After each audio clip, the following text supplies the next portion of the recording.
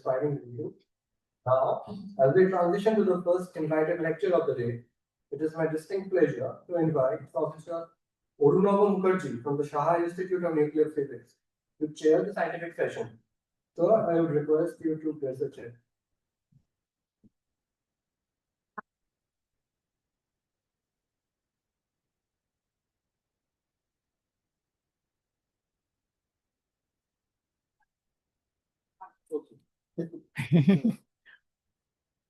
Oh, there is no chair. No. Chair, chair needs a chair.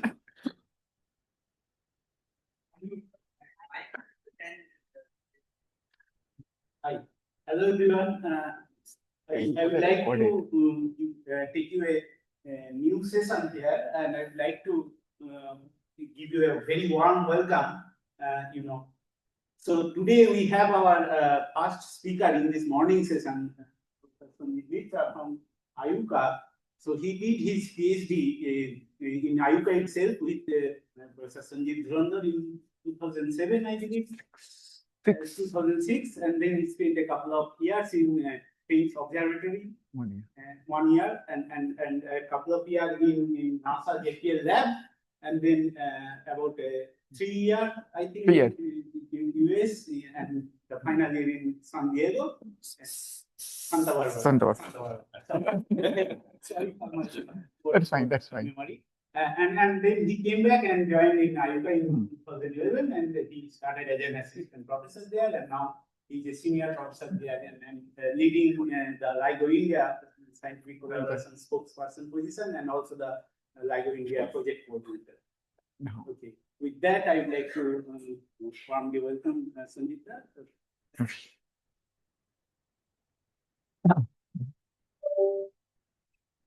Okay, thank you very much for inviting me to give this talk. It is always a pleasure. Should I speak close to the mic, or if I speak from here, there is a color mic, but this is connected to Zoom, but do you need to hear from here? No, I mean, I'm asking you, I am actually okay with that. Yeah. I'll prefer not to use more attachments, put more attachments. Yeah. Okay. All right. Fine. Okay. This is also working. So the purpose of this lecture, I mean, I can see is, I think most of you know what are gravitational waves, and there is something like LIGO India which is going on and so on. But then, it is just to give you some flavor. You cannot go too deep into it, but I do not mind if you interrupt me at any point, the junior members and senior members, with any kind of questions. I may not answer all the questions, but it will be good to get interrupted. So I think I have 50 minutes. 50 minutes. Okay. So I will go pretty quickly. So please, if you want to get something, stop there. The thing is that we are celebrating 10 years of discovery of gravitational waves, and this is a nice cartoon describing what happened 10 years back on 14th September 2015. Two black holes, one 29 solar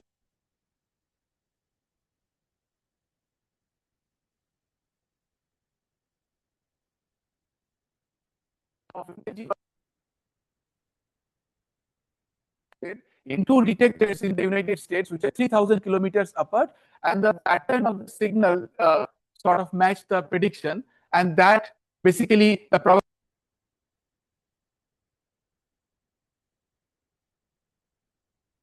detection of gravitational waves was about, and why all these things, why the signal looks like this, etc., will become little clearer as we progress. For this, Ray Weiss, Barry Barish, and Kip Thorne got the Nobel Prize in Physics in 2017. But this whole effort was contributed by more than 1,000 people across the globe, and you can see that there are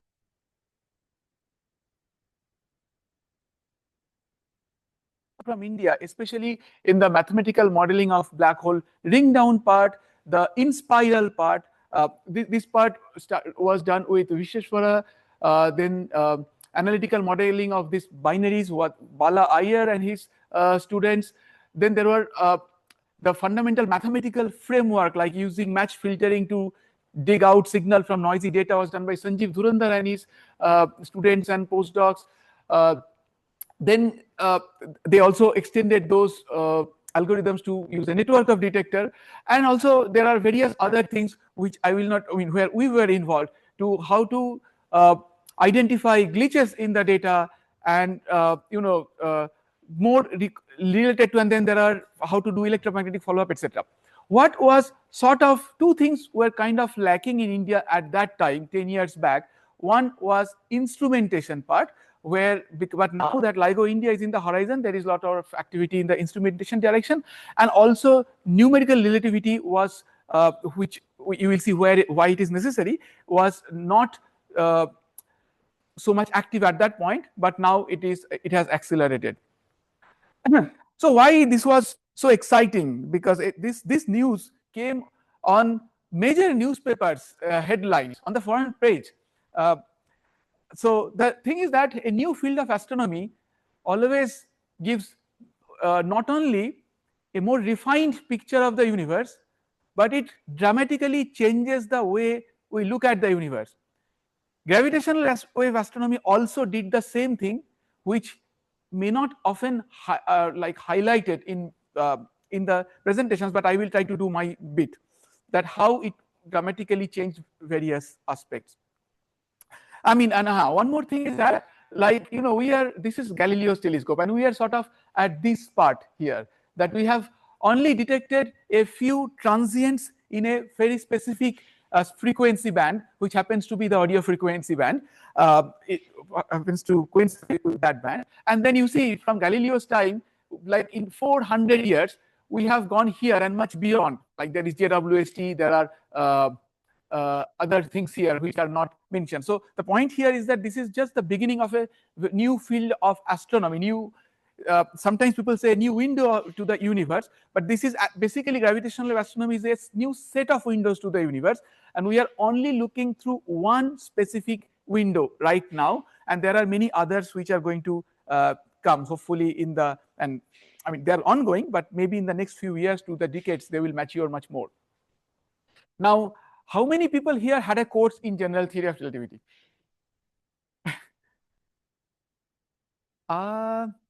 Okay, so I think 30%. So here is the thing, it takes one semester to learn general theory of relativity, but I will teach you in 2 minutes. I think that should so the idea is that Newton's laws of gravity combined with the Newton's laws of motion could give us very precise location of how the planets are moving, when you are going to see the next eclipse, etc. Yet it is an inaccurate theory, especially when you look at the precision of Mercury and so on. But the more fundamental problem was that it is a non-relativistic theory. And Einstein wanted to make a relativistic theory where information propagates at a finite speed, which happens to be the speed of light in vacuum. So, of course, there were many efforts to do that, but what Einstein saw was that Galileo's experiment, that he dropped some things from this leaning tower, they fell at the same time, which basically says that the motion of particles in gravitational field are independent of the mass or the material of the particle itself, which is basically means that this sort of thing also happens when you do geometrical optics, like ray optics. You draw these diagrams of lanes, etc., but you never mention what is the intensity of light, because this is sort of similar. So Einstein basically thought that maybe we will use geometry to describe gravitation, and he used the 3+1 dimensional surfaces to describe gravitational interaction. Einstein already had proposed the theory of special relativity in 1905, where he had already where space and time were already combined, but then it took 10 years to form a theory where the geometry of the space-time surfaces could describe gravitation. Now, general theory of relativity predicts, one more thing, that basically what happens is that this is like a very simple picture again. So in Wheeler's word, space-time tells matter how to move and matter tells space-time how to curve. And to give a very simple example, that you take a stretched rubber sheet and you put a heavy mass there. You have seen this picture in many times, even though this is wrong, but I will use that. So then the curvature which is created by this matter is, so you put the matter and then it curves the space-time sort of manifold. This is how matter tells space-time how to curve. And then you take a small ball bearing like a test mass and roll it. It moves according to that curvature, which is like space-time is telling matter how to move. In general, this is much more complicated because there is no single test mass and a heavy mass. Both the masses could be of equal, similar size. Then what happens is that mass 1 moves and that changes the geometry of space-time, which is felt by mass 2 and it moves in following that, and that changes the geometry where mass 1 is, and so mass 1 can basically influence itself through mass 2. So this makes general theory of relativity a pretty nonlinear theory and making it pretty difficult to solve in complicated situations.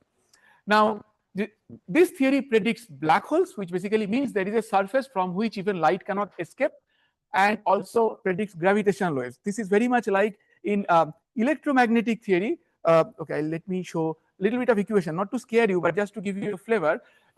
In electromagnetic theory, you get, I mean, many of you must have done electromagnetic theory, I'm pretty sure, and you have this equation that box of A mu, which is a 4-vector potential, is equal to 4 pi by C J mu. This unit can vary based on like CGS or SI. So that if you solve, you get basically electromagnetic field for a given charge distribution, and when you are in vacuum, if you solve this kind of equation, you get wave equation.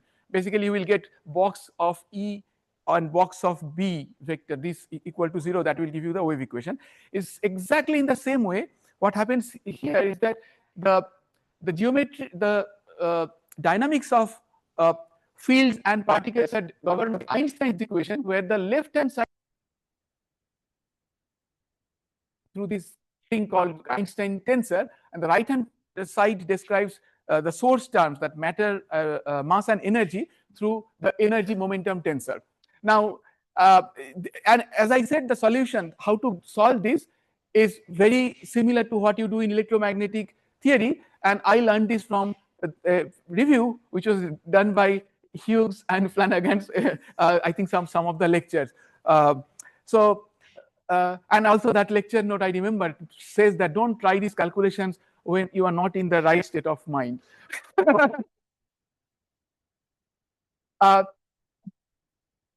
Yeah.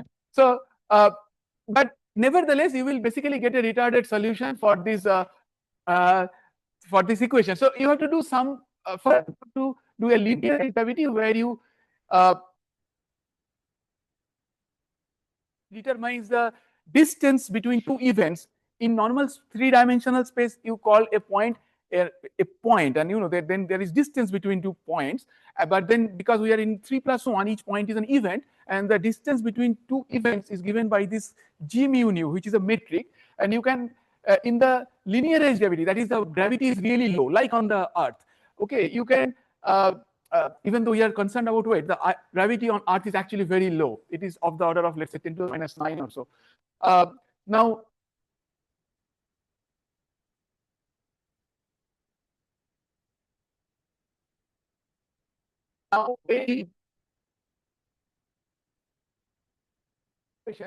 and define some little bit of trace research term, then you get an equation like this. Basically, this is the equation which will give you all those retarded solutions.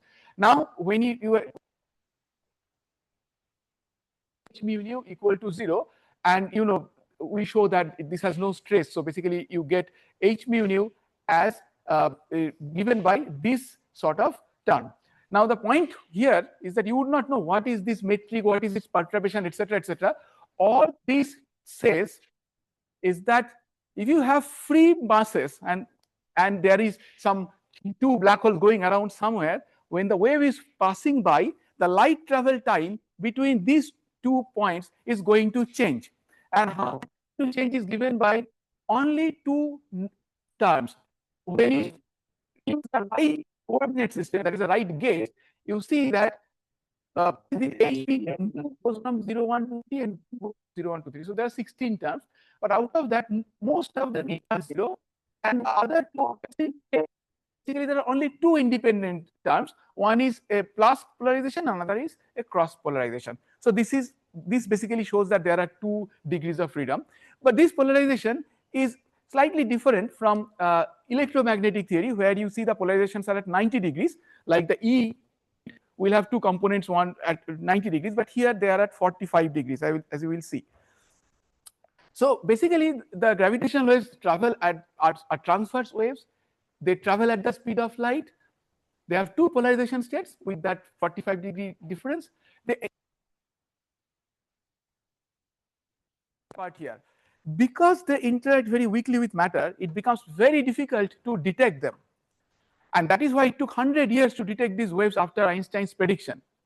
But because they are weak, they don't interact with matter so strongly, which means that they can travel long distances and through dense regions without getting distorted, which means that they can carry information about astrophysical phenomena or the very early universe from which light could not escape until universe was 4 lakh years old. Those information can be carried by gravitational waves, and if we can detect them, then we may be able to see them. And that makes life much easier, because we can make better and better instruments, but we cannot go to the early universe and change its density. So there is a huge worldwide effort going on to develop gravitational wave astronomy, and that probably you know. And these waves are basically, I mean, this is just to give you again some flavors. I'm going very fast, but you will get some flavors this way. So even you can imagine them in this way, that the light travel time is changing. But another way to look at it is that these are curvature waves. So basically the curvature is going plus and minus. It's like a sphere becoming flat and then becoming sort of like saddle and this sort of thing. Now let's come back to the most important source in this field right now, which has been detected, the compact binary coalescence. So basically the initial picture I give you, this test mass, and then there is a mass which is curving, and then there is this small one, they are going around. So what happens here is that suppose you have 2 sort of equal or both large masses, both are compact, they are going around each other, then they are going to emit gravitational waves, which comes from that equation I showed you. Now gravitational waves carry energy. For example, there is this thought experiment. I think Feynman proposed that if you take a rod and then put 2 beads, when gravitational waves pass, because of the elastic force, the rod is not hardly going to move, but the beads are going to slide on that, and that is going to create frictional energy. And that energy, the source of that energy has to be gravitational waves, which means that gravitational waves carry energy. So when this binary goes around, gravitational waves are emitted, they're losing energy. To compensate for that, they have to come a bit close. Like when in an atom, atom emits a photon, electron has to come to a lower orbit. Similarly, these objects have to come a bit closer. As they come a bit closer, the period reduces. Like the inner planets, as you see in our solar system, have smaller period, that is larger frequency. Because of which the rate of change of the quadrupole moment, which governs the gravitational wave emission, like in electromagnetic wave, it is the dipole is the leading term, there is a quadrupole moment. That change happens even more rapidly, which causes a much faster emission and higher loss of energy at a higher rate, and the system starts coming closer and closer. It's like an avalanche process. Like you start with a small snowball in the top, as the ball comes rolling, it takes more of, it becomes larger in size, and also the velocity increases. So it becomes a huge, highly energetic process in the end. So that's what happens here, that when this binary finally comes to the final few seconds or few cycles, which could be less than a second, they emit extremely large amount of energy. the energy, as I said in the first detection, was 3 solar mass worth of energy. If you look at the sun, it has lost probably some few percent of energy over billions of years. And here we are talking about 3 solar mass worth of energy in just a fraction of a second, 200 milliseconds. It's an extremely large amount of energy which comes. But nevertheless, gravity being the weakest force in nature, it still cannot change the light travel time between two free masses too much. It's a very, very tiny change. And that is what is shown here. I think let us look at this equation. Okay.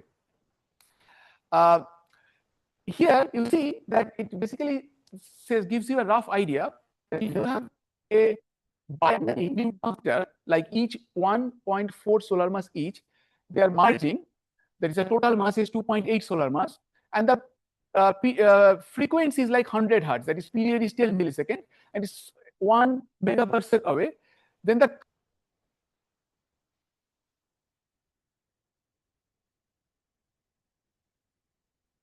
strain. The strain is the fraction of fractional change that will happen in the light travel time between two free masses when gravitational waves go through.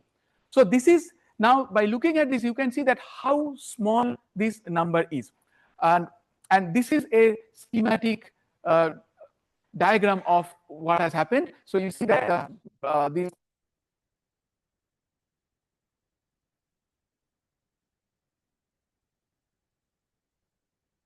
period is period.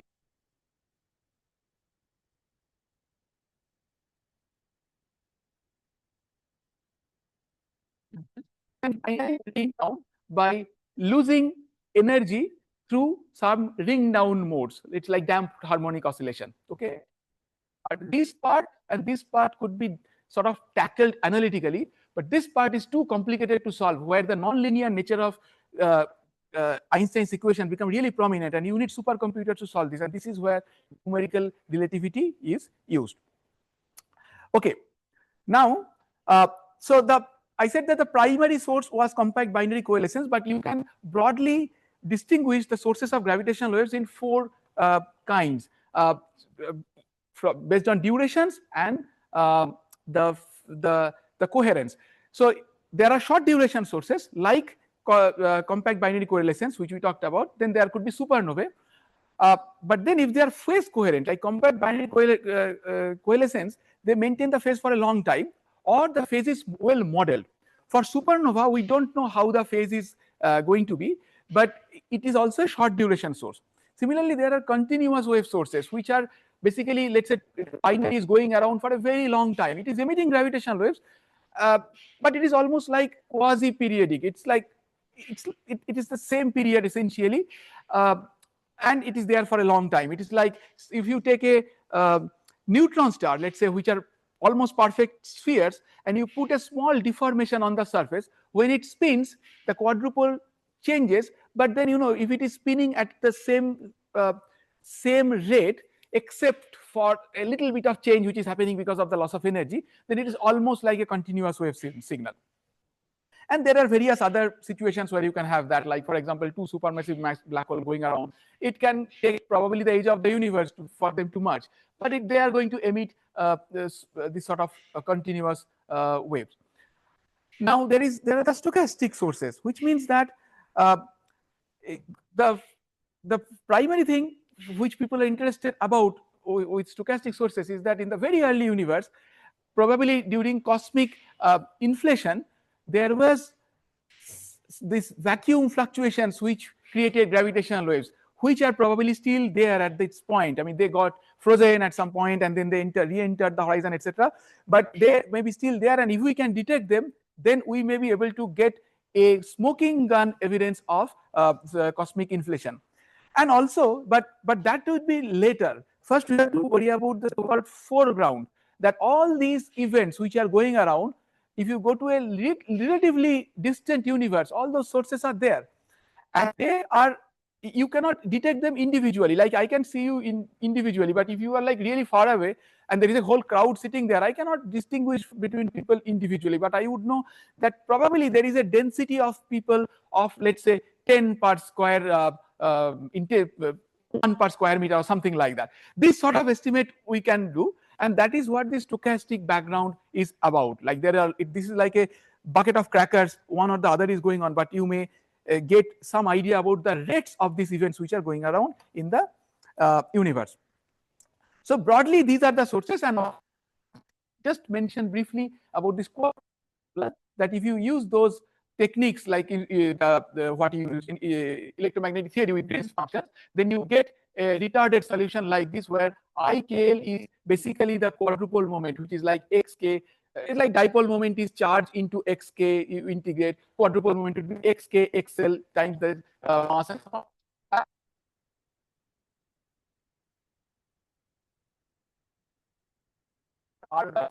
Before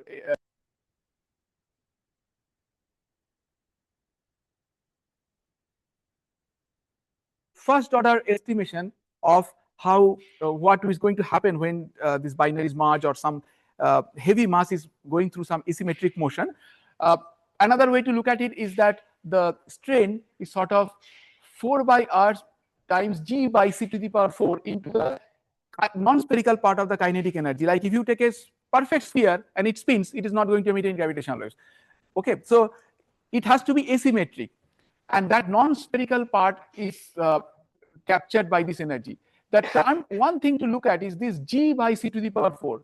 That tells you why, even though gravitational waves carry an enormous amount of energy, the effect on the metric, it is independent of the masses or anything. It is just that one could say that space is stiff and so on. So that reduces the impact very much, meaning the light travel time. Okay, now I am done with the sources. If you have any questions about the sources, please feel free to ask. I think I went very slowly, so you would have understood everything. But in case there is something still missing. Okay. Now I'll go to the detection part. The first, so what I'm trying to do also, this talk is about about LIGO India. But to go there, I'm just setting the stage so that you see that where LIGO India is coming into the picture. But LIGO India in this talk will come like, you know, in some movies, what happens is that a hero comes only for the main superhero comes only for a very brief period. But rest of the movie is just to set the stage. So the first detection of gravitational waves happened when a binary pulsars was observed for years and then eventually for decades. What happens is that because the system is again losing energy, the orbit does not completely close, so the periastron keeps shifting. And then if you look at the time also changes. So they observe the cumulative shift in the periastron time, this Hals and Taylor, for more than 30 years, and these black dots represent the observation and the expect from general theory of relativity, and that showed that the prediction that this system would emit gravitational waves in a certain way was proved. Even though it's not a direct detection, it is like saying that I have a cup of tea and I think there is a Planck radiation coming. I don't have a way to measure the spectrum, but my theory says the temperature should drop in a certain way. So I put a thermometer and see how it is dropping, and that is why this is an indirect detection. But what do you do to do a direct detection? For that, you see that what is the effect of gravitational waves on matter. If you have some free masses like arranged in a ring, let's say, and gravitational waves are falling on this plane,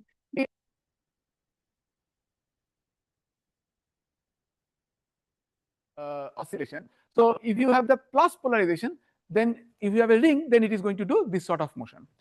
But for the cross one, it just tilts by 45 degrees. That's about it. Now this gives us an idea that how do we detect gravitational waves. I will skip these calculations. Basically, it would show that the light travel time change. These masses are actually not moving in the right gauge. It is only the light travel time which actually changes. But then you can go. It's up to you that what kind of coordinate. The thing is that, so basically when gravitational waves will go through to free masses, light travel time is going to change.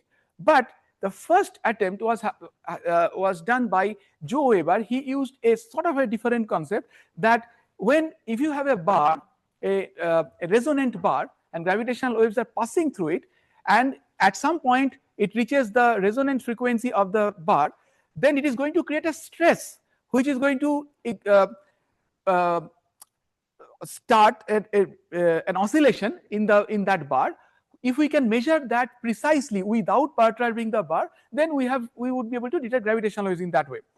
So that is the attempt to detect gravitational waves, but the problem is that a bar, if you want a really good quality resonant bar, it also means that the quality factor is too high, so the bandwidth becomes very small, and gravitational waves are tracing the frequency line, that the frequency is continuously changing. So only for a very short amount of time this detector will be able to see gravitational waves. So the signal to noise ratio, which is important for any detection, becomes very low, even though there are still activities going on to cool these bars cryogenically, make them omnidirectional, etc. But let's not get into that right now. The primary way we have managed to detect gravitational waves so far is with a Michelson interferometer. So we have in two parts, with a beam splitter, then it hits. You have done Michelson interferometer experiments in the lab. So they hit the mirror and they get combined at the beam splitter again with the opposite phase shift. So there is a destructive interference. Now, when gravitational, if of course the harmonics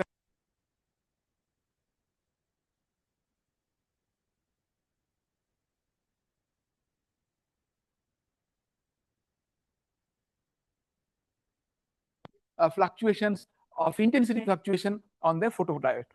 This is the basic idea of a Michelson interferometer. Even though the LIGO detector actually does not work in this way, it's a different kind of setup which is done. It's a feedback detector where the fringe is actually kept at a given point, and only the feedback signal is considered as the gravitational wave signal. And also there are more things added to this. I will come to that.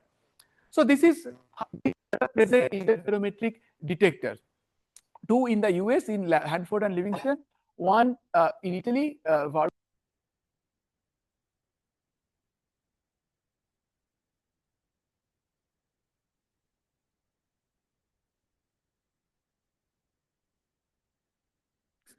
and then there is a detector called GO600, which is in Hanover, Germany, where a lot of technology development for the other detectors will take place there. And we are hoping that the LIGO India detector will come by 2030. This is how a detector looks like. This is each arm is 4 kilometers. Now you will say that, oh, why is it 4 kilometers?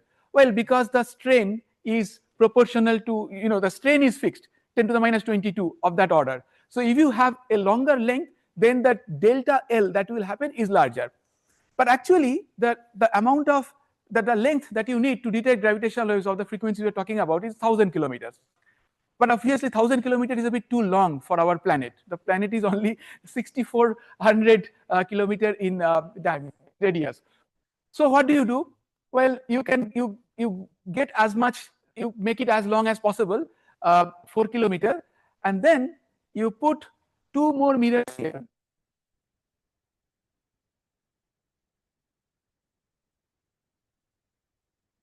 And you choose the reflectivities in such a way that it basically 5 minutes. Huh? Yes. Oh, I started at, I think I have only 20 minutes. It's 10:50, I think. Half an hour, sorry. I have done half an hour. Okay? Okay. So the hero has to come a little later. Yeah. So the thing is that, so then you choose the reflectivity in such a way that light bounces like 200, 300 times. So that 4 kilometers into 200 and 300 times gives you about 1,000 kilometers. So this is, and there are various other things that you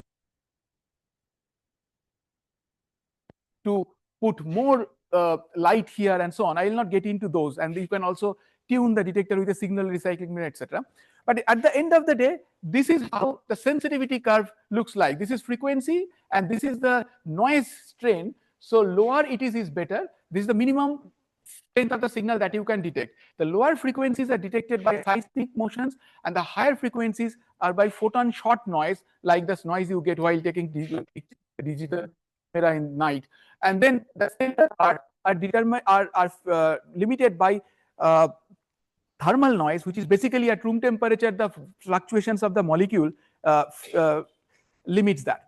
One important thing for students to realize is that even though that curve was drawn by some theoretical understanding, it took like years or to decade to get there. The advanced LIGO detector 2015, it took more than 5 years. Actually, it is still in that configuration, and still the full design sensitivity could not be reached because there are always unknown noises, and because the detector does not come with a manual, you don't know how to fix that problem when there is a when you see extra noise. You have to get into it and figure out, and that basically that getting means a few PhDs for each one of them, for every scattering, every light blinking, etc. So you have to spend uh,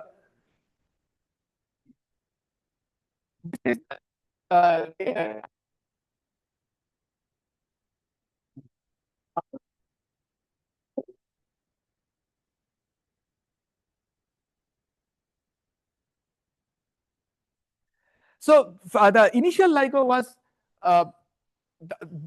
funded till 2015 just to show the technology, and then finally after 10 years advanced LIGO was built, which has 10 times more sensitivity. And this is the point to see that when the sensitivity improves by a factor of 10, the volume coverage improves by a factor of 1000, and plus if you improve the bandwidth also a little bit, the actual rate can improve by a factor of 2000. And that is how finally gravitational waves were detected in 2015.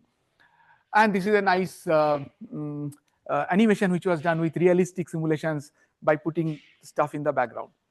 Now the next important thing that happened, in my opinion, was ZW17817, where a binary neutron star merger was detected. And neutron stars, being not black holes, they emitted also electromagnetic radiation. And that was observed by many electromagnetic observatories for weeks after the detection. And this is where the hero has the primary role to play, because this was possible because the source could be localized on the sky. And now first I will tell you that what vast amount of science that came just from one specific event. So this event could be, as I said, was followed up by many everywhere across the globe, including many Indian observatories. Now, first thing it did was to tell us that neutron star binary mergers do produce gamma ray bursts. These two neutron stars collide, they merge, there is a prompt emission, then the jet hits the interstellar medium, creating an afterglow. All these things were science fictions, and this only after this detection we came to know, yes, this is actually true. And then that led to a host of things. First of all, we came to know that the gravitational wave signal and the electromagnetic wave came within 2 seconds. They traveled, this came from 40 megaparsec, that is, they traveled some 3 into 10 to the 15 seconds. And only 2 seconds difference was there. So which means that the gravitational waves has to be close to the velocity of light to 1 part in 10 to the 15 or 16. Okay, but of course there are many other observations necessary to prove that there was no other delays, etc. involved. But I'm just trying to show that the power of one event. And we came to know that there was that many of these heavy metals that we use all the time, like gold, silver, etc., it was not clear how they are generated. It turned out that most of the gold, silver, and many other these yellow colored ones are actually generated in binary neutron star mergers. So many of you, I can see that wearing those ornaments, those were generated in binary neutron star mergers. It gives an interesting feeling.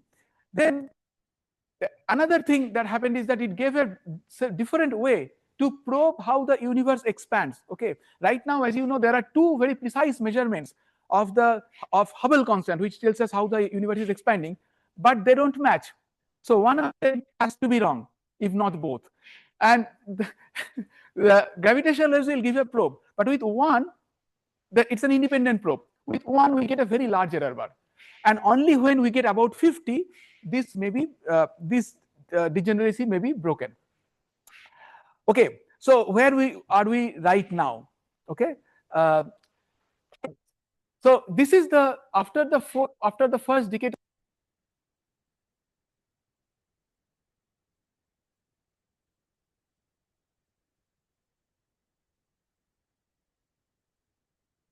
In electromagnetic astronomy. And now I will just tell you two things, that how I told you that how dramatically gravitational wave astronomy has changed our understanding of astronomy. This is one of the examples. Okay, you see that this was some rate predictions for advanced LIGO. This paper was written by the whole collaboration in 2010. Okay, and you see this is the predicted neutron star rate per year. This was the expected rate was 40, and black hole rate was 20 per year. Okay, so that means that we'll have twice the number of neutron star mergers than the black hole merger. But as you know, we have 200 by black hole binary mergers and probably 1 or 2 neutron star mergers. So there is a factor of 100 discrepancy in this number, 2 orders of magnitude. One could say the error bars are very large, but the error bars are also correlated. It is not that the lowest one corresponds to the highest one here. So one has to really see that given our present understanding of black hole, we had used these theories. But these things have all evolved, because at some point when the first detection happened, I think Saurabh is probably going to talk about these things. When the first detection happened, we were not even serious about detecting few tens of solar mass black holes. We were more focusing towards stellar mass black holes. Another thing are mass gaps. People thought that neutron stars probably go up to 2.5 solar mass, maybe 2 to 2.5 solar mass. Black holes probably 5 and above. Maybe you can somehow bring it to like 3. But in the 17, there are neutron stars which were 1.4 and 1.4 solar masses, right?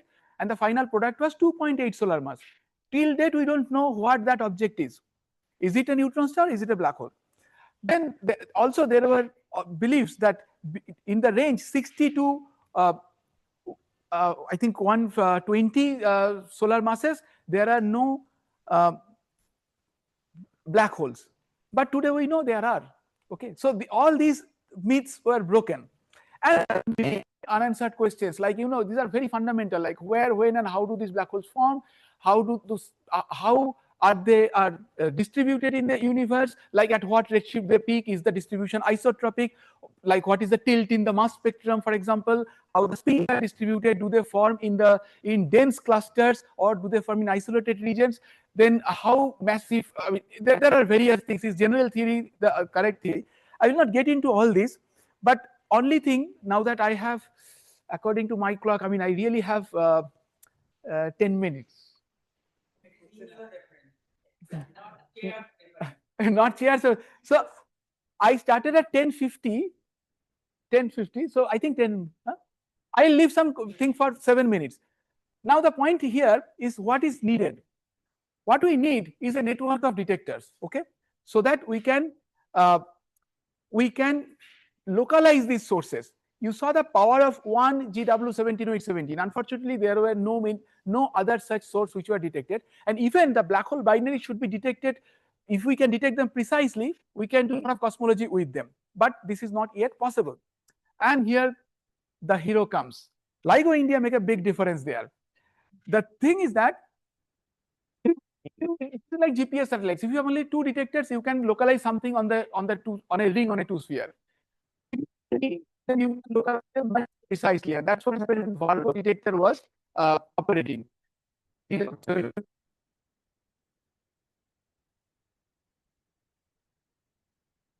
It could reduce the error bar significantly.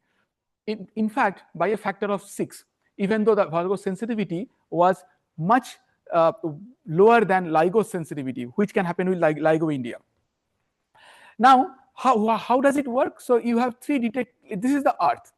This is North Pole. This is United States, and there is Hanford and Livingston, and Vargo is in Italy. So they have 3 baselines. The baseline distances are shown in milliseconds. So 10 milliseconds is 3,000 kilometers, and so on.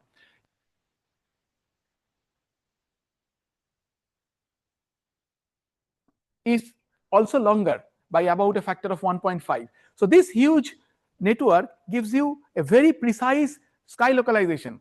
So here you see that there is a source which is injected here. Okay, there is an event, and with one detector you get about 24,000 square degree sky localization, which means that there is basically no sky localization. You are only seeing a quadruple pattern. But with two detectors, you get about 650 square degrees. So this is that ring. The ring is a bit cut because our detectors are not omnidirectional. So that disadvantage comes to the advantage of cutting that ring. And then if you put a detector, a Virgo detector, this becomes 75 square degrees. This is much more reasonable. Okay, and you put the LIGO detector, which will be in a place called Aundha. So sometimes it is denoted by so small. This is about 9 square degrees. So this is the power of a detector. And I want, so for the technical audience, I wanted to show something here, that what exactly, how LIGO India improves the astronomy. The thing is that sometimes people think that maybe LIGO India will improve because there are 2 more detectors already, and 3, maybe it will improve by 25%, 30%. That is not the case. The thing is that when you have like suppose you have only 2 detectors, Hanford and Livingston, you put another detector, then if you more or less take the average SNR, the SNR is going to increase by square root of 3 by 2. That is like if you add the SNRs in quadrature. So it is a very nice number, 3 by 2 to the power 3 by 2, which turns out to be about 1.84. And if you take the Virgo detector, even though we don't know the exact sensitivity, and vary its range, this number will be like 1.5 to 1.8, which means that adding the LIGO India detector would increase the general number of detections by more than. But this is the minimum, the first thing. Okay, this is the least of this thing because it's like 4 detectors operating together. The most important advantage comes because of the network. To localize a source, you need at least 3 detectors taking usable data. Even when the detectors are not being upgraded, they are really running, the amount of time the data is usable is about 70 to 80%, which means that 3 detectors simultaneously taking useful data, the probability is 0.7 cube, which is like 35%, 34%. I mean, you can, if you take 8, it will be like half and so on. But if you have 4 detectors, the probability that at least 3 of them are operating together is 65%, which means that that number doubles. So the number of triple coincidence events actually doubles with LIGO India. And since at some cases, 4 detectors would be operating together, the total number of triple coincidence events that we can see increases by a factor of 2 to 2.5. That's an enormous increase. And that is where also I should mention in this present political or whatever situation, that when people say that, oh, if we have one detector in the US is turned off and we have one detector in India, is it going to help? It is not going to help. The importance of LIGO India is not coming because it is in India or something like that. The reason it is important is because of the network. The network has to grow. In this calculation, I have not even put the location of like India. This is independent of the location. You need more detectors. That is the important part. Now, if you include the location of LIGO India, because it is going to be in India, that the sky localization improves. Then what happens is that the sky localization, I did not mention here. Many of you probably have heard about something called LSST. That with 4, basically the sky localization improves by a factor of 5, which means that these observatories which are going to follow up these sources, they can spend 5 times more time for each of those tiles. Okay, 5 times more observation would give you square root of 5 times more distance coverage, which basically means that 5 to the power 3 by 2, which is 11, factor of 11 improvement in that overall follow-up rate. This, in addition to the factor of 2 we are getting, could give you more than factor of 20 improvement in localizing events which can be followed up with electromagnetic telescope. However, this number is not completely true because there is a saturation happens at some point. Some electromagnetic telescope may already have enough reach, so it may not get improved so much. But overall, we did some simulations and to show that that improvement could be a factor of few. Okay, which means that if we take these calculations forward a little bit, I told you that you need about 50 binary neutron star mergers to break Hubble tension, which if you assume a very optimistic rate, right now we have detected only 1 in 10 years. If you take 1 in 1 year, okay, with all the sensitivity, etc., it will take 50 years. Okay, but if you have LIGO India, then that number, because you have this factor of 5 or so improvement, it falls below a decade. So of course, cosmologists are, as usual, always confident that they will break Hubble tension very soon. But if it does not, then after LIGO India comes, within a few years, there is a good chance that Hubble tension would be broken. So I'm almost near the end. So where detector is going to be, it is basically, there was a study which was done that where to put a fourth detector, if two Hanford and of the Indian Ocean. Of course, you don't want to put a detector there. So the choices was India or Australia. But then in India, like we of course chose India. Now here, it does not really matter where exactly you put the detector in terms of sensitivity, but there are various considerations like rainfall, seismic vibrations, etc. Primarily, the detector has to be far away from any busy airports, but it cannot be so far away that people cannot reach there. So it was 50 to 100 kilometers from an airport which is not too busy was chosen, and so on. So there are various criteria through which the detector primary site was located in Hingoli district of Maharashtra. And of course, a detector like this, when government funds, it is not just because of science, which is of course the most important thing, but there are many other things also involved. And the primary part of such a multidisciplinary mega science project is that it brings together expertise from various fields in one platform, who can then do not only gravitational waves but many things. And especially in universities and so on, you will be hard pressed to find a department who would not be able to contribute to a project like LIGO India. And that is one of the biggest advantage of such a project. So I think many of you know about the project. This is going to be built by Department of Atomic Energy and Department of Science and Technology with 4 lead institutions, DCACM, IPR, RRCAT from DAE, and IUCA, which is a non-DAE institution. It's a key science stakeholder for the project. The tender for the project was published on April 16, 2025, and it was opened on November 7, and it has a 48 months deadline. So after the tender is awarded, so we are hoping that the detector would start operate by 2030. This tender is for construction of the site and the vacuum, but that does not mean that the installation will start after that. Installation will go in parallel. First, the corner station and the end station will be built. Installation will start in parallel. The vacuum and every other thing will be done. And there is a lot of activity about LIGO India is going on, and there is not enough time to cover. Except I only want to. I think I will not get into the science part anymore. I think I have exhausted my time. So what I will do is that I will end here, saying that this is the beginning of gravitational wave astronomy. We have, again repeating, we have only seen a few transient band. There is a long way to go.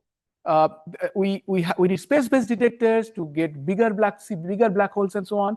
We have already seen a strong evidence of gravitational waves in the pulsar timing arrays, and also people are desperately trying to measure the CMB B mode polarization, which may carry the signature of the early universe gravitational waves from cosmic inflation. Okay, sorry for the, I'll stop here.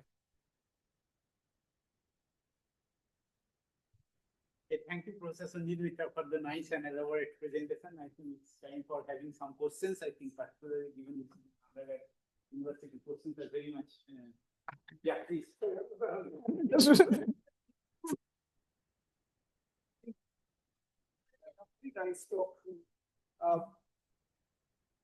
Yeah. basically, I have two questions. One, of course, is about 170817. Yeah. So, with regard to the fact that you have both gravitational waves and the magnetic signals, probably it's not covered this. Is there any name? Huh. The thing is that, well, we are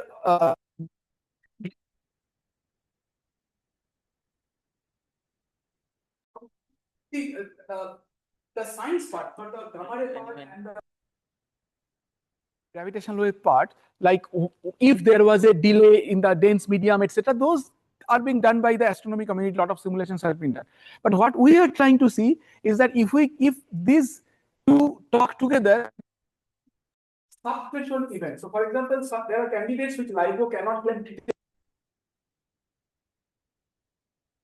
Daksha satellite, like the high energy mission, would not be able to detect. But if we can combine the likelihoods of these two, can we claim little more detections? This is the sort of things we are working on right now. Yeah, you need one more, something like 170817. It's nothing. No, I think my point also here is that, for 170817, if you look at I think we have to go much deeper, because we are not seeing something with the normal follow-up. But to go for deep, it also means money. So when LIGO India comes with the reduction in the sky localization by the factor of few, maybe the same amount of time which is put to scan a certain region will become, as I was saying, that that can actually give us much more depth, which may improve in this rate. And also, I think our initial understanding and current understanding is very different. I mean, initially, I think so. I think Saurabh may talk about all these, that the lighter masses may have. Let me just quickly show this. I mean, this is probably after all these things, that right now the belief is sort of like this, that so we are here. These are the binary black holes, and these are the binary neutron stars. And you see that when LIGO India comes with the A+ sensitivity, we will be here. So maybe a good fraction of binary black holes will be visible, detected. Even though this distribution also changes. I mean, sometimes it goes here and there. But certainly not that binary neutron star mergers. First of all, neutron stars are not visible to a large distance. And also, it is also believed that probably if they are falling in the dense cluster, which I think Saurabh believes in, then the lighter masses probably have been kicked out of the system because of mass segregation, because they have like higher kinetic energy, same kinetic energy, but the lower mass means higher velocity, so they might have excess. So if you have to see binary neutron stars, probably you have to go to slightly larger distance, which would mean that you need the next generation detectors. But the one thing which to mention is that there has been papers written to show that even when the next generation detectors come, like Cosmic Explorer in the US and Einstein telescopes in Europe, you need a third detector to localize the sources. And LIGO India sensitivity, I mentioned that during GW 17817, Vargo's sensitivity was quite low. So even if LIGO India sensitivity is low, it would be useful for source localization. Let's take one more quick question. That is one. My question is regarding the sources. I probably should have asked before. We do hear about gravitational wave sources, neutron star being one of the gravitational wave sources. But in case of black holes, we always hear that it's a binary system. So why? No, so what we have detected, both you are correct. What you hear is correct. That sometimes we also look for pulsars. Okay, there it is a single, there is no binary. Even the pulsar itself may be in a binary, but many times we can talk about isolated pulsars, which is a single star which can emit gravitational waves. But otherwise, both neutron stars and black holes could be in binaries. Yeah. We do get gravitational waves from neutron stars. Right. I see. What you are saying is right. Okay. Because a black hole, the event horizon is a perfect surface. It cannot have that sort of deformity. Of course, there could be a ring down mode where a single black hole which was perturbed can emit gravitational waves, but that has a very small signal to noise ratio and it is a short-lived thing, meaning source. On the other hand, a neutron star can have a deformation for a very long time, which is why it is possible to have detect a neutron star, single neutron star or pulsar, but it will be very unlikely. I mean, I don't even know how you can perturb a black hole without a merger. That would be a very difficult thing to do. So which is why we don't talk about detecting single black holes with gravitational waves.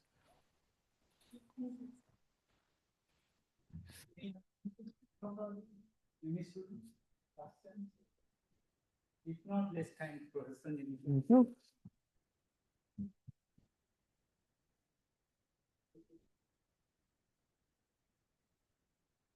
I think you all hear me well, right?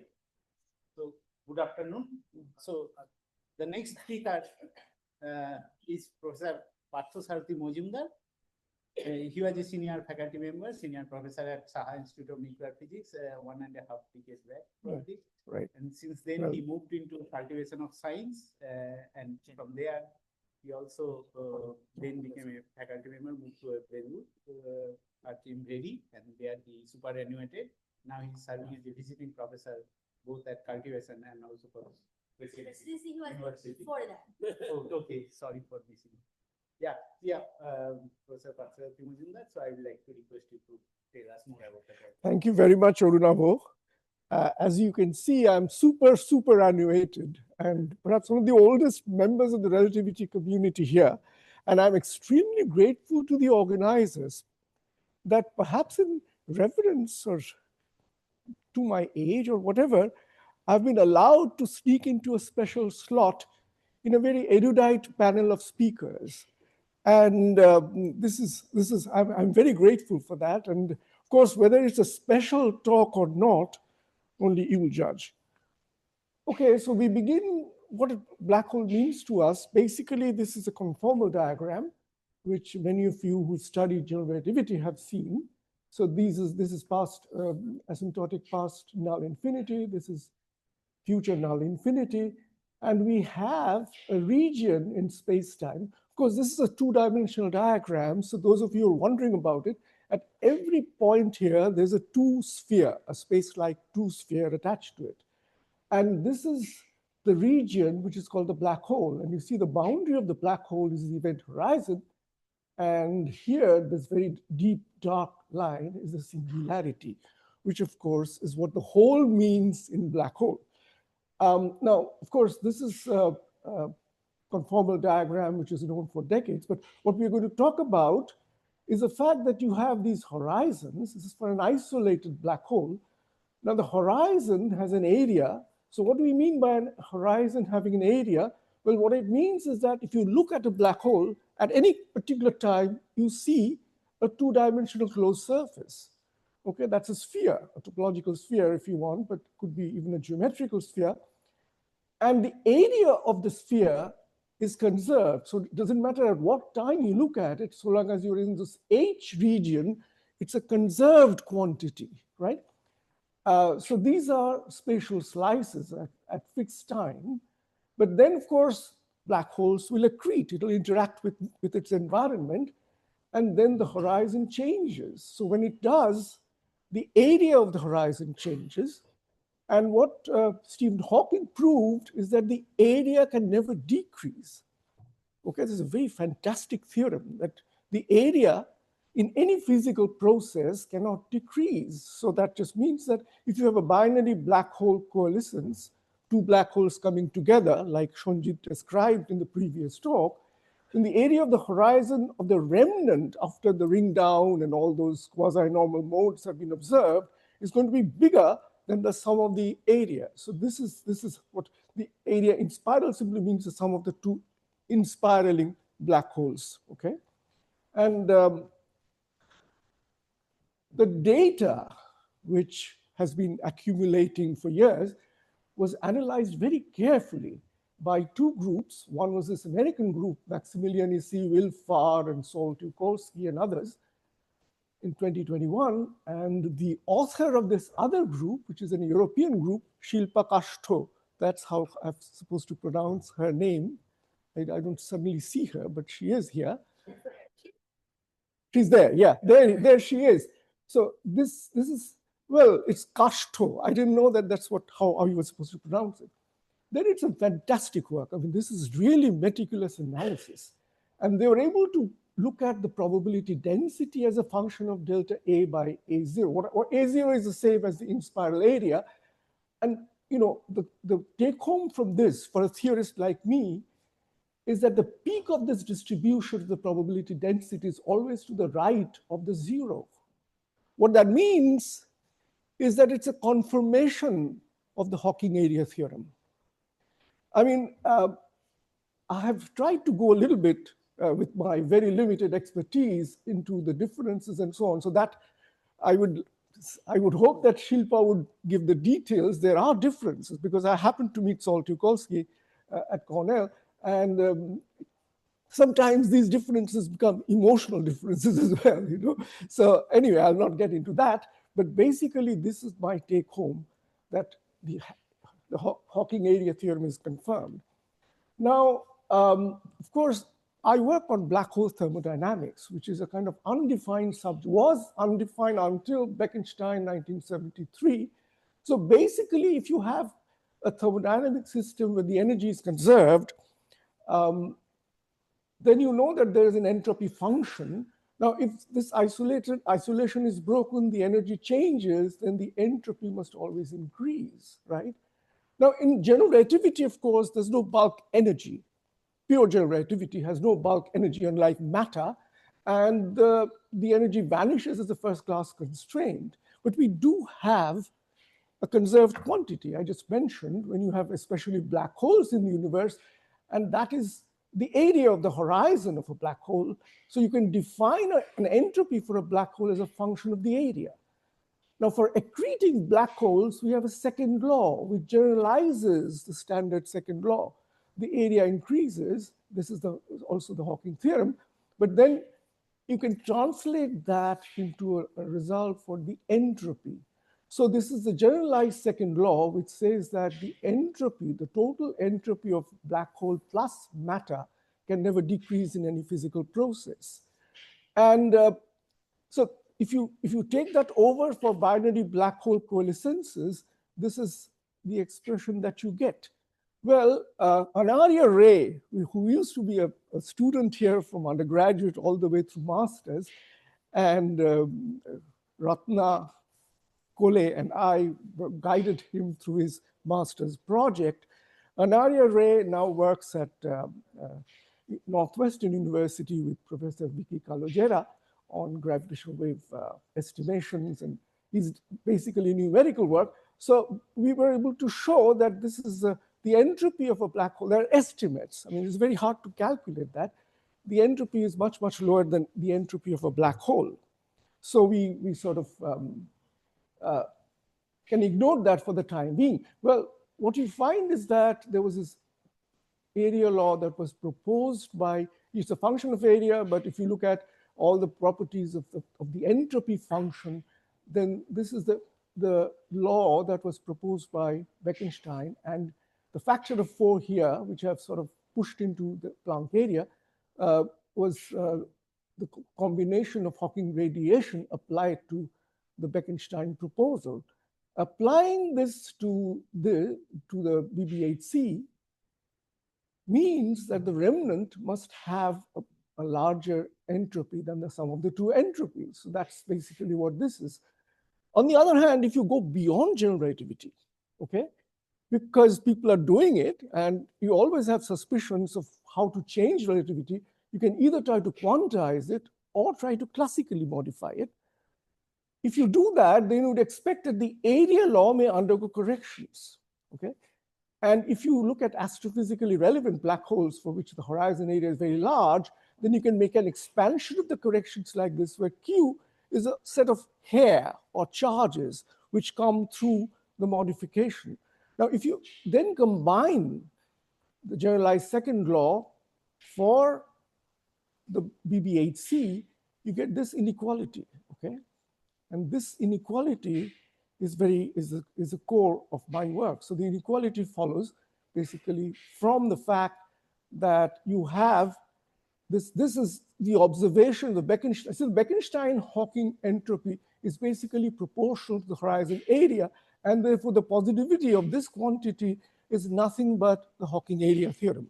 Oh, I'm moving out from here, okay. Right, so this is the inequality we have, and this is what I call absolute consistency with data, that this thing must be negative. Now, I'll have some disclaimers, but yeah, when did I start? Where is Orunabhu? I mean, how am I doing? You don't have to get up, please sit down. 8 minutes, okay, I'll try to rush. So if you confine yourself to the logarithmic corrections, the logarithmic corrections, of course, arise only in the case of quantum gravity, okay? So if you look at logarithmic corrections and look at this criterion, which I call absolute consistency, of course, this is absolute consistency, not ordinary consistency. And this is what it means for the logarithmic corrections in general. So if you make these simple assumptions that they have the same signature for all black holes, the magnitudes are more or less the same, so we're not talking about extremal mass ratio black holes, and also what is obvious from observations like GW 150914 from just the area calculations, this is always true, that the product of the entropies of the spiral black holes is bigger than the remnant entropy. Then what turns out is that the algebraic sign of the correction term, the correction coefficient, must always be negative. This is my criterion for absolute consistency, okay? So I should just take 30 seconds to say why I found that fascinating.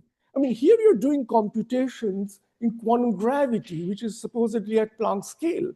And yet it seems to me, still seems to me that it's quite amazing that something that is happening at LIGO, Virgo, Kagra, and LIGO India, hopefully, is going to even say anything about it. So this is the reason why I'm doing this.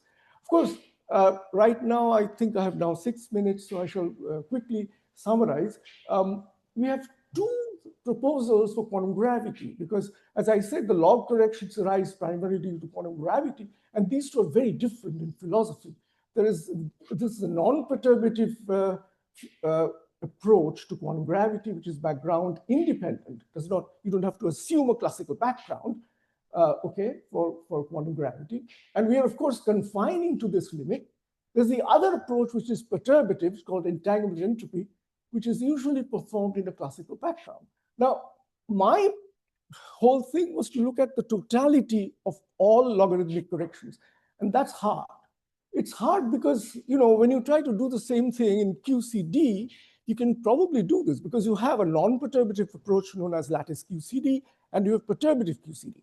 These work at different scales, but you can do perturbative renormalization of lattice operators because you can do a renormalization group improvement. You can change the scale, and you can see how the coupling constants evolve through the changing scale.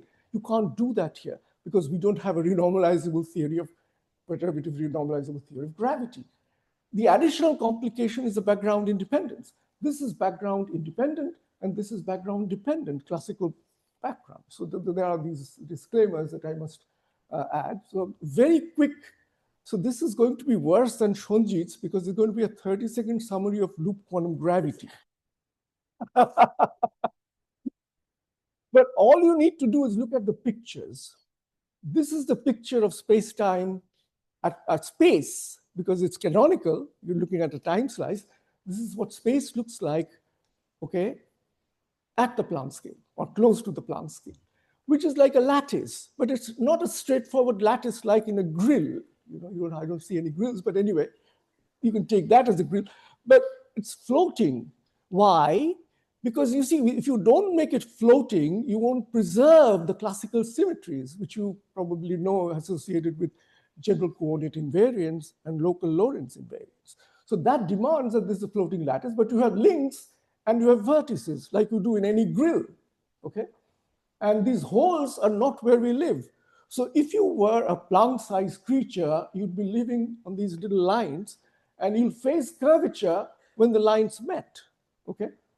But anyway, I'll not go into the technical details. Let me skip this, just a statement to say that this beautiful picture is all derivable rigorously mathematically, and you can show that if you measure area, like say the area of a horizon, then the area is discrete and quantized, which is rather nice. And it has an upper bound, which is given by here for a black hole horizon. Again, technicalities which I can't get into, but this is basically what happens. You see, you have this network called spin network, colors represent spin, and then out of that, you can construct a sphere, which is the foliation of a horizon. And this whole thing is made up of these conical singularities where the network edges hit the horizon. And you can reconstruct the quantum black hole horizon in this manner. And the fantastic thing is you know exactly what the degrees of freedom are on this horizon, and they are called the Chern-Simons fields. Again, why Chern-Simons? Maybe later on we can discuss, but that's the Chern-Simons, quantum Chern-Simons equation of motion, where the psi h are horizon states, these are the spins, and that's the area, small, tiny little area, Planck scale area right here, where you have the conical singularity. Okay, and again, let me just rush and say this is how you can calculate it. We did this calculation a long time back, and what you get is this. Now, remember that this is the crucial point here, because this is, the second point here says that you find this absolute consistency with GW observations. It's exact for macroscopic black holes. I mean, you don't need to make any observation. It's finite. You don't need any ultraviolet cutoffs. Of course, it's a function of purely area or the Bekenstein-Hawking entropy. And that's great because it tells you that there's something like quantum space-time geometry. The difficulty is, what about the atmosphere, matter? And that's where this other kind of doing quantum gravity computations comes in, which is matter-based. So there you're integrating over all sorts of matter fluctuations, including graviton fluctuations. Again, I'm short of time. Again, this also has conical singularities which go away at the Hawking temperature. So you have a nice formula given in terms of the deficit angles of the partition function. This calculation can be done. And I'm going to focus just on this in 3 minutes or 4 minutes. 3 or 2 to 3 minutes. Wow. Well, I don't have too many, so maybe 2 more transparencies. So the point is that the entropy, the correction coefficient, the log term, the log correction, now looks like this, where Nj is the number of species of spin J. This is all matter, including gravitons, right? And Aj are the loop contributions which you calculate by the method I just outlined. I didn't outline it very much, but anyway, that's what it is. Now, absolute consistency would require some constraints on the Nj. I'm going to give you the result that Saladukin has given. So the top line gives you only those particles, the scalar, the fermion, the spin half fermion, and the vector. That's what occurs in the standard model. These are all observed particles. They're all observed. The standard model is confirmed to an incredible accuracy. These are not observed. Pseudoscalars, otherwise known as axions, gravitinos, spin 3/2 particles. They occur in supergravity theories. Then we have gravitons, okay? And now I'm going to do the undoable or the unthinkable. I'm going to say that, again, this is just going to be the net log correction coefficient I'm taking to be the sum. The caveats are already there. I've mentioned them. RG improvement not possible, so the matching of scales. And then you have this background independence or background dependence. One is done without a background, the other is done for the classical black hole background. But anyway, let me make this. I mean, this is, why not? The why not kind of thing. And when you do that, you find that, yes, indeed, the net S0 is negative for the standard model, standard electroweak QCD theory. Add 1 axion, no problem. Add 2 axions, you have violated absolute consistency. Add an axion and a graviton, you've violated absolute consistency. disclaimer must be added. I hasten to add one more minute, right? So basically, this is my last transparency. See, this absolute consistency does not mean that gravitational wave observations rule out the existence of gravitons. But you see, the point I'm trying to make is it's the spirit of several things. The Hawking area theorem, for instance, does not tell you how much bigger the remnant is compared to the sum of the initial areas. Asymptotic freedom is another one, which is just about a sign. So algebraic signs also matter, and sometimes they're easier to look at. And maybe there's a message there. Okay, so I'm not claiming that it's inconsistent. Now, of course, the relative consistency involves relative magnitudes, and that's not exactly in the spirit of Hack, because you never worry about relative magnitudes. And like I said, it's like asymptotic freedom. And it's a killable idea. You can kill this idea if maybe, by the time I still live, because as I said, I'm quite old, if you see an axion and a graviton coexisting, then you say, okay, PSM, dead dodo. Right. So just to finish up, I'd like to say that gravitons are hard to observe at sub-Planckian energies. There's a beautiful article by Freeman Dyson before he died in 2013, which I would recommend the undergraduates to go through, please. I mean, you hear so much about gravitons, but this is an article you can understand because he looks at all the possible ways of looking at gravitons and calculates how they will not work. Okay? Now, 't Hooft even earlier made this proposal, which I have tried to use here. 't Hooft may not like this, which is to define, so you see the gravitational coupling is a dimensional coupling, but you can define two dimensional couplings from the particle physics approach, which is GS and GT. And then you see at LHC energies or any sub-Planck energies, this is negligibly small. Now, when you expect these to be one, you see, because of this is square of the energy, you expect them to be substantive at Planckian energies, but that's when perturbation theory is going to break down. So you see a very delicate balancing that has to be done to see gravitons. And of course, this is obvious. We need a much deeper understanding. It's just the surface. Thank you very much. I think I have not taken too much of time. But... Thank you very much. Yes, Devashish. Just know that since you are demonstrated, it has automatically the axion K and graviton also, then how can you relate this axion with the normal what we do in particle physics with the special coincidence axion? Oh, I think that's the last point. I mean, that's a deeper understanding which I don't have. See, this formula I got from, I'm not an expert on this method of doing calculations. All I did was just add up the two contributions. But here in this formula, this is only saying that this is a pseudoscalar. And because you're calculating a correction to entropy, as long as this is coupling to gravity, you can't ignore it. So at the one loop level, you see, energy thresholds won't matter. So it could be a very light axion, or it could be a heavier axion. It doesn't matter. The only thing that I'm talking about is really N0 minus. I call it an axion because it's, has a pseudoscalar property. But beyond that, I can't really say. So I'm not saying that those who work on axions stop right away. I'm certainly not saying that, okay? I'm just saying that if there are particles, then the constraints might come from this idea of absolute consistency. That's all. So it's a rather mild, kind of weak claim. All right? Is that all right? Yeah.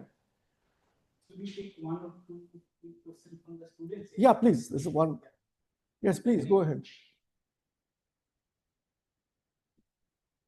So are the extreme mass ratio inspires, that is like a mathematical foundation at this point, or is like there have been some possible detections already? I don't think there has been any, right? These are the experts in the front row. Yes, maybe Scott will say something. One of these with that extreme mass ratio in spirals, they're seen by compact bodies the hypothesis that these are compact bodies orbiting massive black holes and interact with accreting matter. Okay. I do have some slides on them from other talk, but I'm not going to today. Yeah. So the point is that basically I made some simplifying assumptions here, and in doing that I excluded extreme mass ratio in spirals. But I think this will not change too much. I mean, again, I have to think a little bit about it.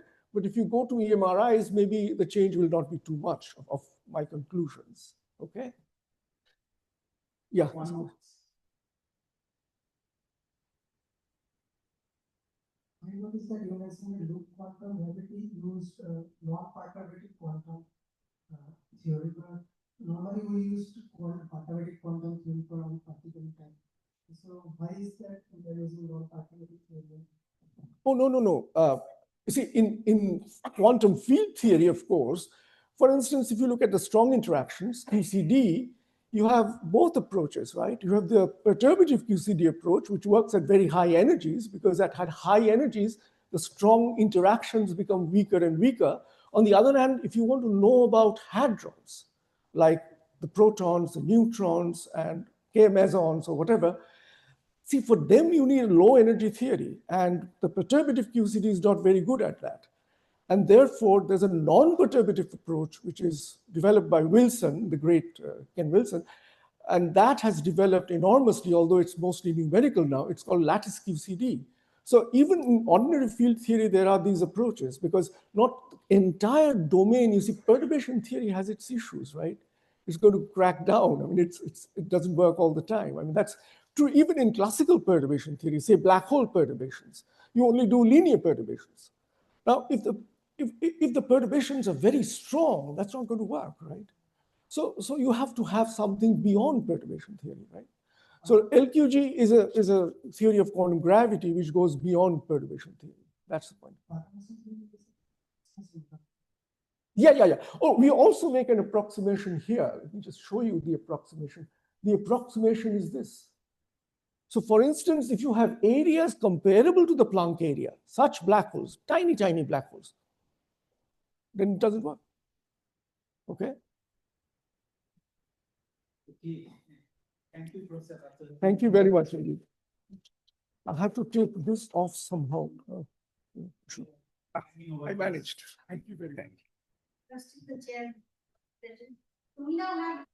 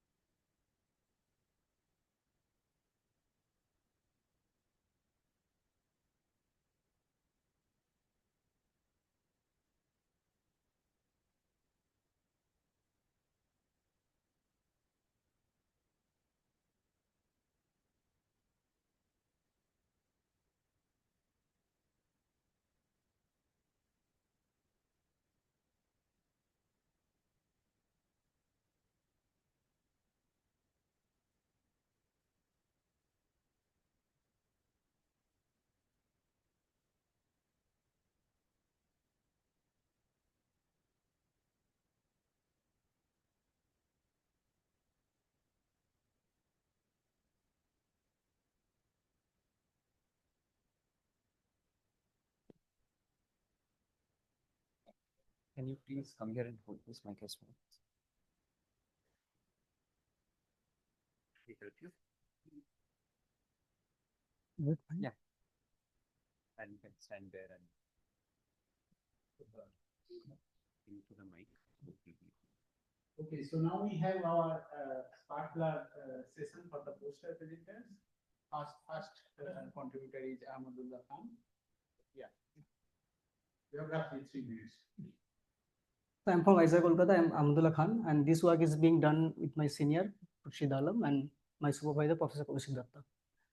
So in the morning session, you got to know the sources of the gravitational wave, and that all are in the late time universe. Now gravitational wave also can be produced in the early time as well. And preheating is one of the source that that we have taken. In this scenario, in the preheating scenario, fluctuations can be created in an enormous amount, and those fluctuations in return can part of the metric, and that metric can source the gravitational to the productions of this gravitational wave. And we have taken the we have taken two fields. One is the inflaton field itself and the fluctuations over it, and a daughter field. These two fluctuations can be created via two processes during preheating. One is parametric resonance and another one is tachyonic resonance. Via two resonance, these two fluctuations can be created, and here is the comparison of this growth. And we see this parametric resonance, the fluctuations of the inflaton field wins over these tachyonic over these fluctuations of this daughter field, which is created by tachyonic resonance. This in turn translated to here, and we see that gravitational waves that are being produced are dominant by parametric resonance. Nonetheless, here, after the gravitational waves are being produced, after preheating ends, that gravitational waves basically decouple and come to us. And here is the gravitational wave today. And we see that it is a high frequency gravitational wave, because in the early universe the scale was extremely high, and so the frequency.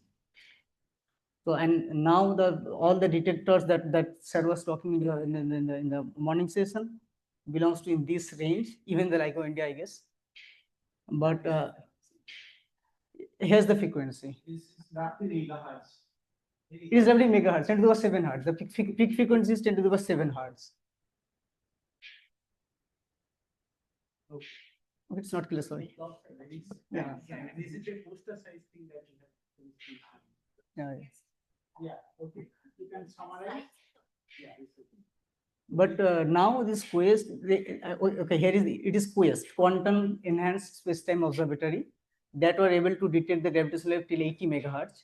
But the sensitivity, I mean, to detect this gravitational wave, which is the amplitude is very low, and then sensitive to detect this high frequency gravitational wave, the sensitivity has to be decreased. That's H, that's what I was talking in the morning session, that has to be 10 to the power minus 35, which is to be 15 orders of magnitude lower than today. And we should be optimistic in the near future. Thank you, Amadullah. I hope some of the audience will play a bit in your support. Okay, thank you very much. That's it. Never to attract people to the Advertisement, yeah. It's supposed to be meant for just that. That's right. What a reason. Escape.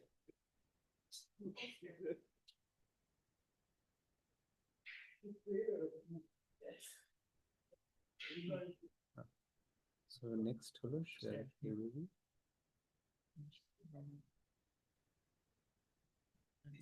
This is not the sparkler is different. This is poster. Oh, okay. So there must be.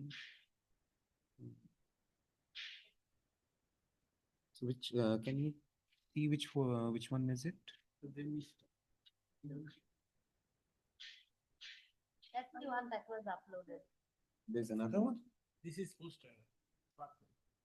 Again, we can have the next. Yeah, okay, we can. Rahul Shah. Help?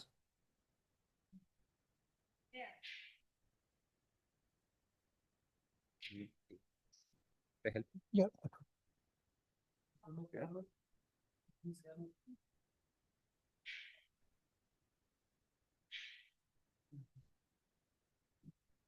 Am I audible? Nope. Yeah, you can have this microphone. Yeah, or I can just stand here. That should be fine.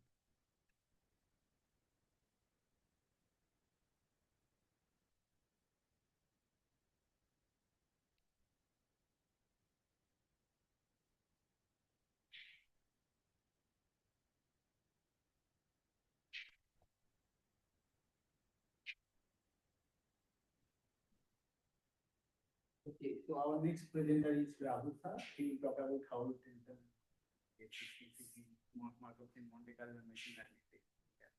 Thank you.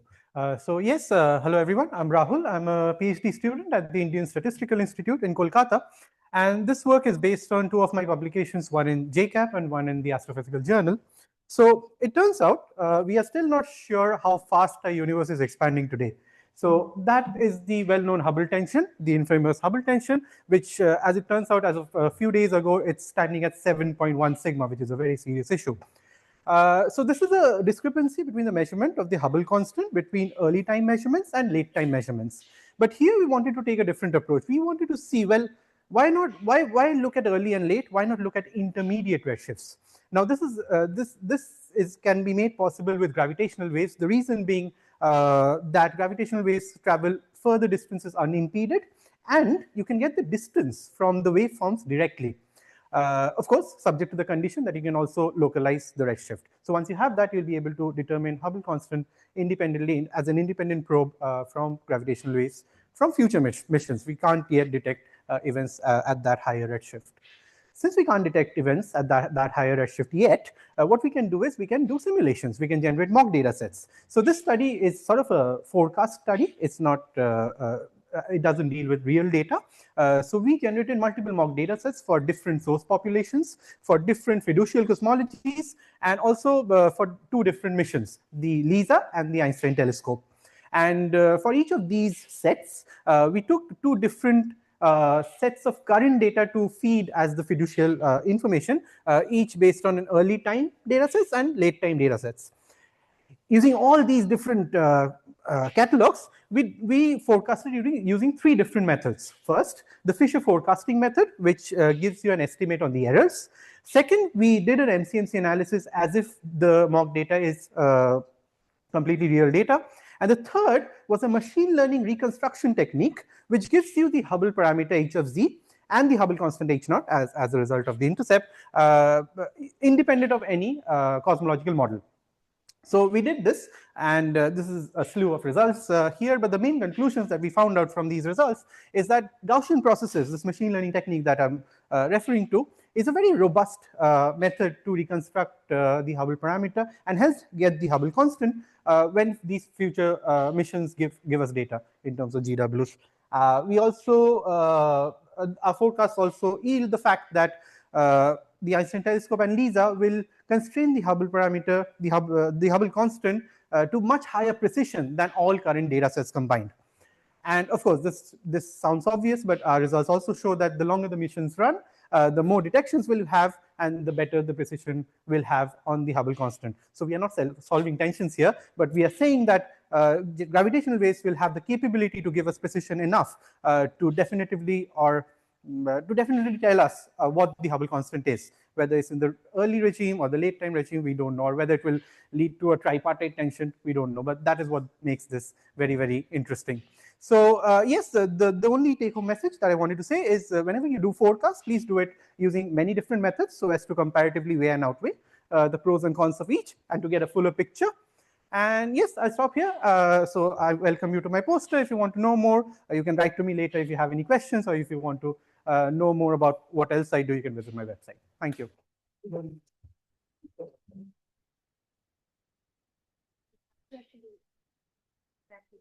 much. Yes. So she's the one, last one, but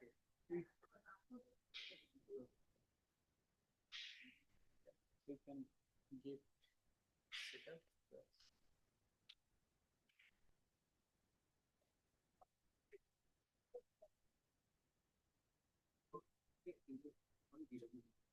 yeah.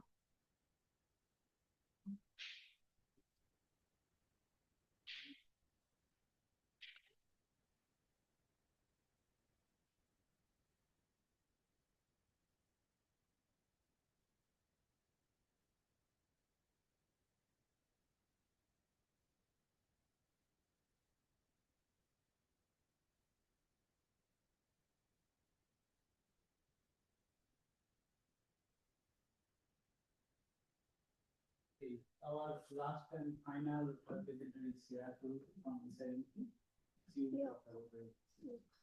So I'm Shreya Chaudhary from Saha Institute of Nuclear Physics. So today I'll be talking about ray tracing and ray shooting of compact objects. So here I have modeled photon trajectories in strong gravity regime.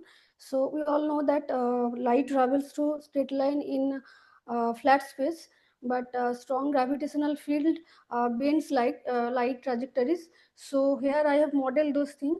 So basically here you can see that the trajectories of photons, and in strong gravitational field, those bends and it increases with the increase of mass.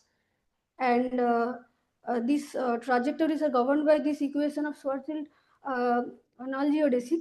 So here is the difficulties, that is you can easily derive the null geodesic for Schwarzschild case, but for any arbitrary metric it is difficult to analytically derive it. So here we are trying to build a numerical technique which can describe it for any other arbitrary metric, because for arbitrary metric there arises various parameters and initial conditions. So that's the goal.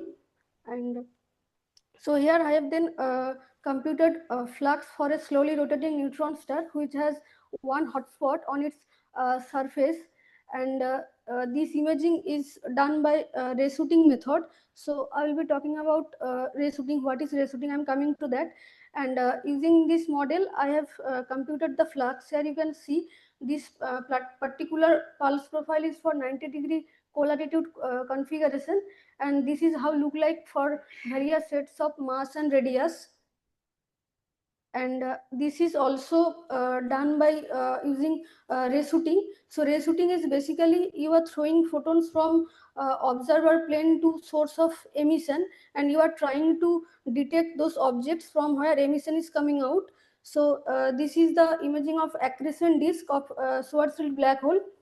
So now our goal is to using this ray shooting, trying to build a numerical techniques where we can calculate or derive the null geodesic for arbitrary metric, as well we can compute the pulse profiles for any other metric, and then we can compare those things, and from there we can infer the properties of neutron star like equation of state, mass, radius, or various properties like this.